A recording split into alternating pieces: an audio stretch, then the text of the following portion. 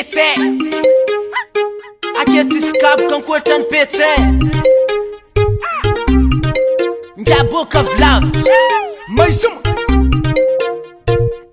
Ronanga cinza veke Petsay. Zenga duro mi chamine. Charma itamad for angive.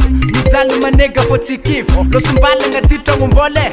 Nipadi kapinda muvole. Mahamenga chafakori mato. Ronanga mafano for Desere neton palipe. Rone ako felipe. Hangi mafana, fangara wani. Keze eto botina nga sosi. Fo maker antenga chibosi. Kemanda pa wani mpetse. Fo vali ntombola tsiye. Petsay ko Petsay. Aketi sikabu kankwata ni Petsay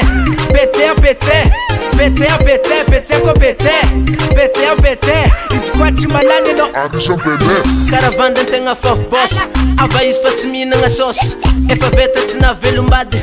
Isananda faruna nga mpatsi ko kapa katsara felani ya lako. Sivakini na mafakufako. Nefa tsawaku na marpangarati. Pwera pambati spas. Kuna na kule fwamba na tampona ne. Keiza mkan felbe. Tispif avota nande. Aijwata mna ngambe.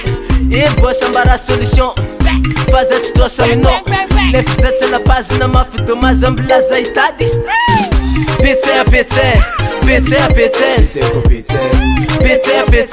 Aketi escape com cortando Petsay.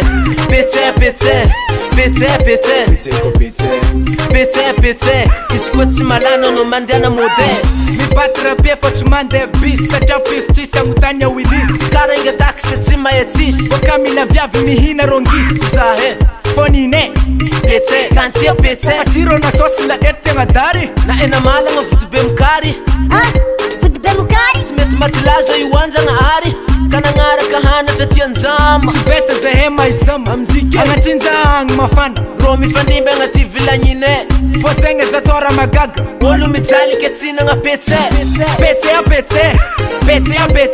ko Petsay. Aketi sikabu kankwata ni Petsay ko Petsay. Iskwachi malani no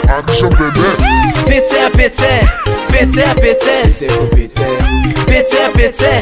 Aketi sikabu kankwata ni Petsay.